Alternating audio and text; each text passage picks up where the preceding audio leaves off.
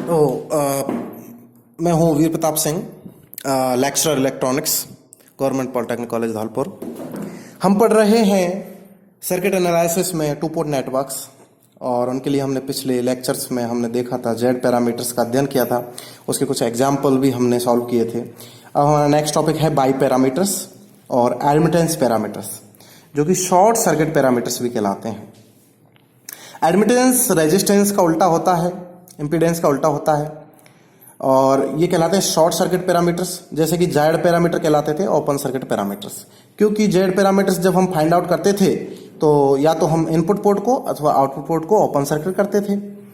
इसमें by parameters में जब हम बाई पैरामीटर्स को फाइंड आउट करते हैं तो इनपुट पैरामीटर्स इनपुट पोर्ट को अथवा आउटपुट पोर्ट को हम शॉर्ट सर्किट करते हैं, वो हम बाद में देखेंगे। देखिए, ये कोई भी टू पोर्ट नेटवर्क है जिसमें इनपुट पोर्ट में हमारा वोल्टेज है V1, करंट है I1, आउटपुट पोर्ट पर वोल्टेज है V2, करंट है I2। किसी भी टू पोर्ट नेटवर्क के लिए हम जानते हैं कंडक्टेंस जो लॉ है उसके अनुसार, जो ओम्स लॉ का एक तरह से विपरीत होता है। ओम्स लॉ कहता है कि V equal to IR and conductance law कहता है I equal to GV। G अथवा Y जो है, ये G कहलाता है कंडक्टेंस, Y जो है ये है एडमिटेंस, जो कि इक्विवेलेंट टू कंडक्टेंस होता है।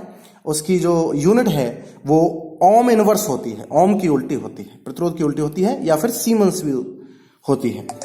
KCL इक्वेशंस बाई पैरामीटर्स के लिए, क्योंकि बाई पैरामीटर्स में हम फाइंड आउट करते हैं I1 और I2 V1 और V2 की फॉर्म में, इसलिए बाई पैरामीटर्स को फाइंड आउट करने के लिए हम KCL इक्वेशन फाइंड आउट करते हैं, नोड्स पर KCL लगाते हैं।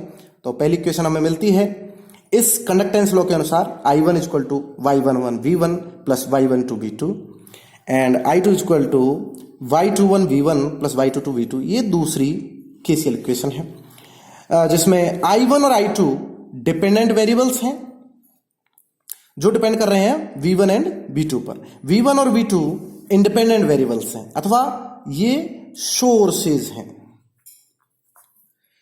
तो यहां पे जो Y11, Y12, Y21, Y22 हैं, ये कहलाते हैं बाई पैरामीटर्स। इनको हम मैट्रिक्स फॉर्म में भी लिख सकते हैं, Y equal to Y11, Y12, Y21 and Y22। ये हैं विभिन्न प्रकार के एडमिटेंस पैरामीटर्स और Y पैरामीटर्स। देखिए, Y11 जो है उसको हम फाइंड आउट कर सकते हैं from equation 1। Y11 is equal to I1 upon V1 when V2 is equal to 0।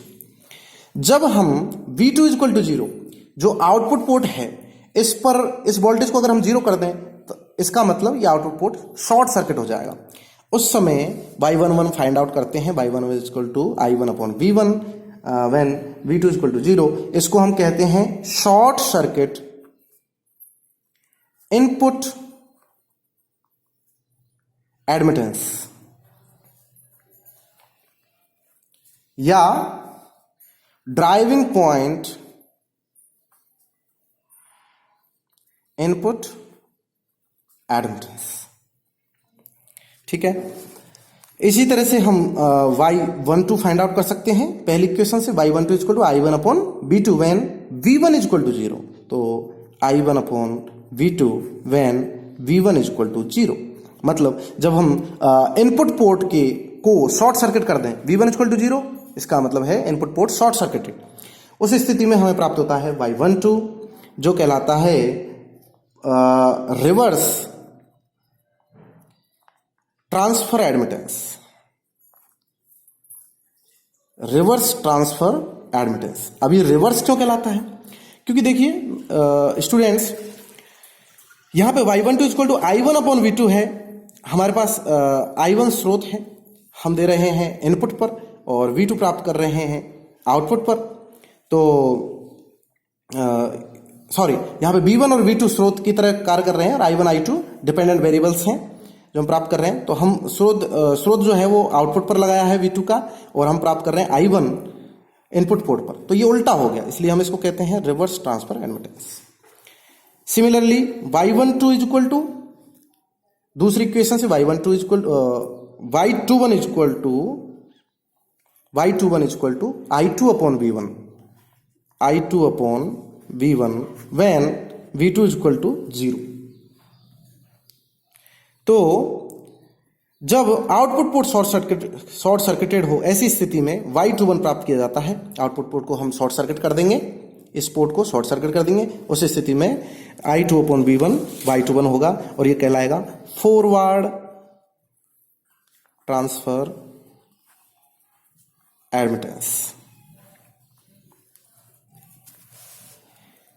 अंतिम है Y22, जो दूसरी इक्वेशन से हम प्राप्त कर सकते हैं। Y22 is equal to I2 upon V2 when V1 is equal to 0। जब इनपुट पोर्ट को हम शॉर्ट सर्किट करें, ऐसी स्थिति में Y22 होता है, उसको कहते हैं हम शॉर्ट सर्किट आउटपुट एडमिटेंस, या इसको कहते हैं हम ड्राइविंग पॉइंट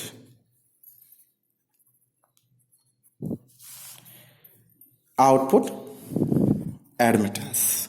ठीक है, तो ये सारे बाई पैरामीटर्स हमने देखे। बाई पैरामीटर्स जो हैं उसके लिए हम इक्विवेलेंट सर्किट बना सकते हैं।